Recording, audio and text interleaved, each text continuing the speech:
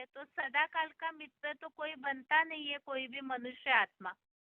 लेकिन एक शिव बाबा ही है जो सदा काल का विश्व का मित्र है, सभी विश्व की आत्माओं का मित्र है। और वो शिव बाबा ही सबको मुक्ति, जीवन मुक्ति देते हैं।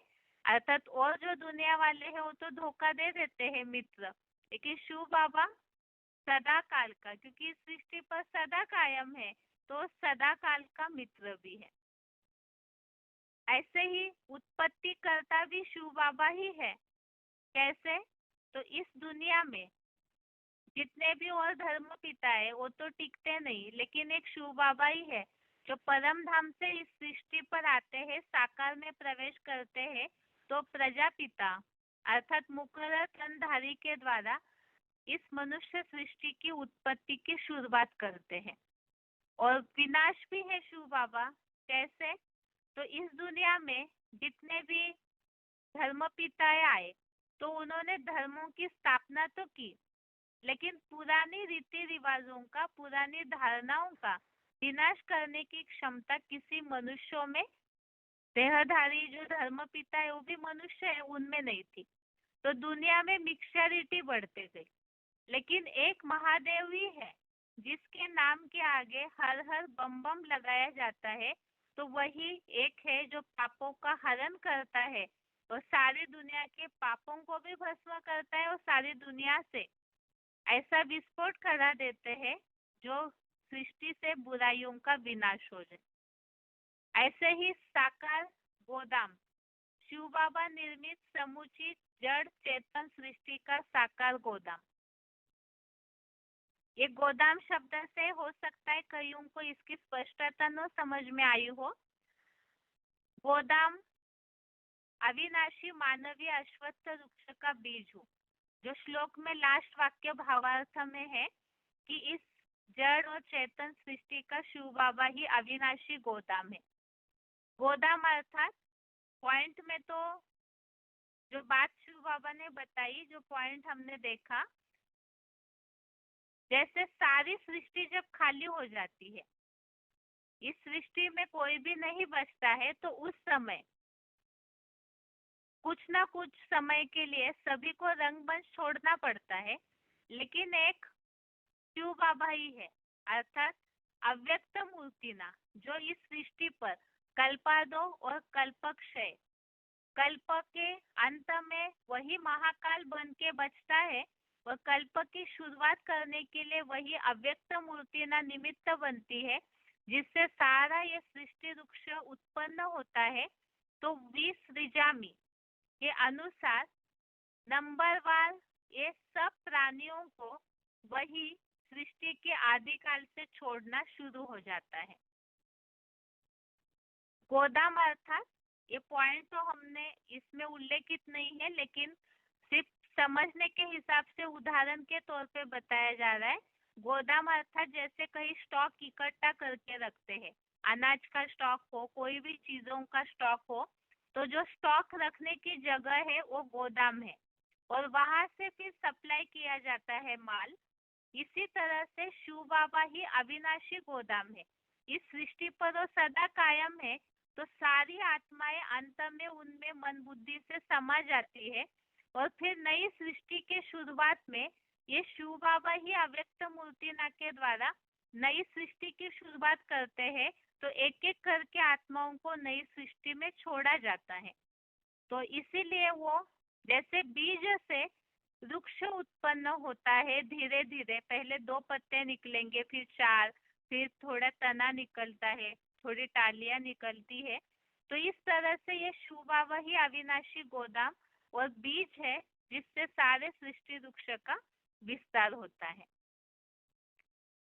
तो ये गोदाम शब्द, इस श्लोक तो हमने कई बार देखा, लेकिन इसका अर्थ बुद्धि में जरूर रखना चाहिए, क्योंकि गोदाम शब्द से समझ में नहीं आता है वो किस लिए बोला हुआ है श्लोक में।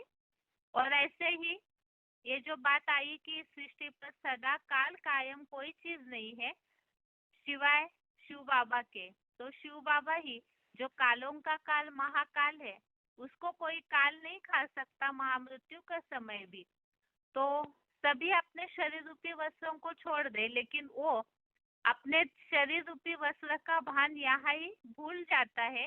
तो इसीलिए वही अव्यक्त मूर्ति ना बन करके इस सृष्टि पर सदा कायम रहता है, और वो सदा कायम चतुर्युगी में भी है। कई मुरलियों में हम इस बात को समझते हैं कि शिव बाबा इस सृष्टि पर तो सदैव ही है। परम पिता शिव से ज्ञान योग के सारे भंडार को उन्होंने ले लिया, तो इस सृष्टि पर हीरो पार्टधरी के रूप में होने पर भी उनको चतुर्युगी में कोई पहचान नहीं पाता है। तो इस तरह से ये श्लोक विशेषकर भक्ति मार्ग वालों को बता सकते हैं, ये भगवान के स्वरूप के जो चारों श्लोक हैं कि शिव बाबा अर्थात एक भगवान के द्वारा सब कुछ भगवान है वो बताते तो है, लेकिन वो कैसे इस सृष्टि का कार्य करते हैं वो कोई नहीं जानते। तो ये चारों श्लोक 16वें श्लोक से 19वें श्लोक तक भगवान के स्वरूप का पूरा वर्णन है इसमें। इसे अच्छे से समझ के सेवा के समय इन श्लोकों का स्पष्टीकरण दे के भगवान की महिमा, भगवान के कार्य का प्रैक्टिकल रूप क्या है, वो कैसे करते हैं, इसे समझा सकते हैं। और अभी आगे है दूसरे अध्याय का 17वां श्लोक। ये श्लोक है, अविनाशी तु तत्विद्धि येन सर्वमिदं ततं विनाशम अव्ययस्यास्य न कश्चित् कर्तुमर्हति। तो इस श्लोक संबंधित एक पॉइंट पूछा था। इस सृष्टि का बीज अविनाशी है, उसके लिए लागू होने वाला श्लोक 18वां श्लोक है। इसी तरह ये 17वां श्लोक भी है, 9वें अध्याय का 18वां जो अभी पढ़ा हमने। और ये श्लोक भी है जो महादेव की पहचान देता है। दूसरा, इसके पहले का जो श्लोक है 16वां, दूसरे अध्याय का 16वां श्लोक, नासतो विद्यते भाव। इस श्लोक में सत्य की पहचान बताई हुई है। तो वो सत्य कौन है, इसीलिए 16वें श्लोक के बाद तुरंत ही सत्य का अभाव नहीं होता है, सत्य कभी भी नाश नहीं होता है। तो सत्य अर्थात कौन है, तो महादेव है। इसीलिए ये श्लोक तो कई बार हमने अलग अलग रेफरेंस में बेसिक कोर्स में भी लिया है। एक तो इस सृष्टि का महाकाल महादेव है, इस सृष्टि का बीज अविनाशी है, और तीसरा, महादेव का विनाश करने के लिए कोई भी समर्थ नहीं है। इस सृष्टि का बीज महादेव, जो सृष्टि वृक्ष का नाम पूछा था अश्वत्थ सृष्टि वृक्ष, तो उसका बीज जो है वो महादेव है, जो बताया कल्पांत में भी वह अकाल मूर्त है, उसका विनाश करने के लिए कोई भी समर्थ नहीं है। और अभी आगे 18वां श्लोक दूसरे अध्याय का श्लोक है, अंतवंत इमे देहा नित्यस्योक्ताः शरीरिणः अनाशिनो अप्रमेयस्य तस्मात् बुद्धस्व भारत। इस श्लोक संबंधित एक प्रश्न ये पूछा था, आत्मा के रूप या स्वरूप के वर्णन को बताने वाला श्लोक। तो यही श्लोक है जिसमें आत्मा के रूप का वर्णन है, नित्य, अविनाशी, माप न करने योग्य।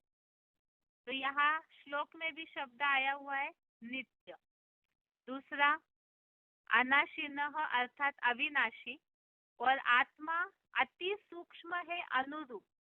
ये शब्द जरूर ध्यान रखें, अप्रमेय।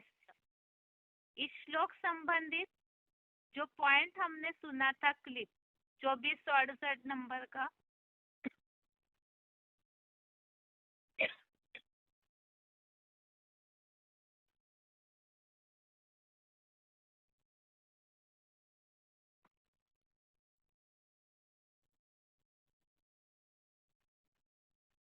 इस श्लोक संबंधित जो पॉइंट हमने सुना था बीसीडी नंबर 2468, तो इसमें भी बाबा ने ये बात बताई है, आत्मा माप नहीं की जाती, अनुरूप है, अति सूक्ष्म है।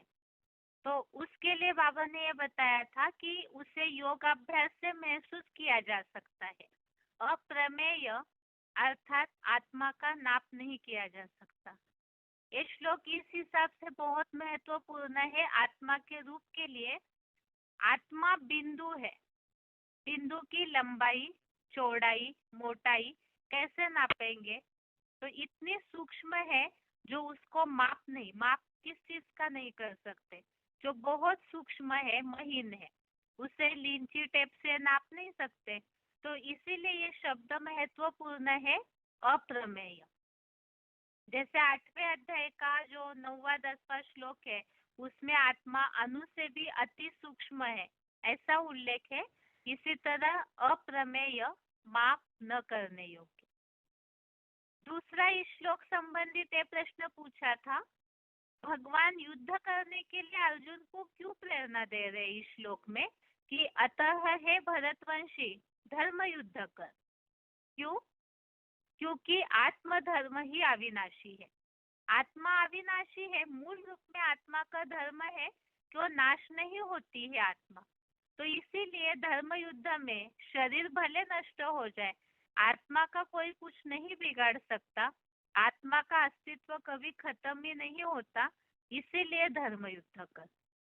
और एक प्रश्न पूछा था, आत्मा और शरीर में क्या अंतर है?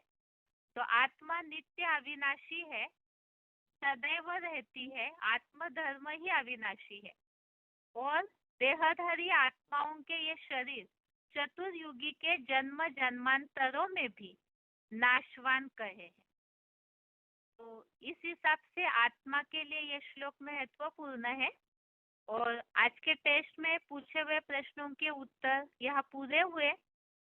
इसके साथ ही आज के लिए गीता क्लास यहाँ पूरा होता है। ओम शांति।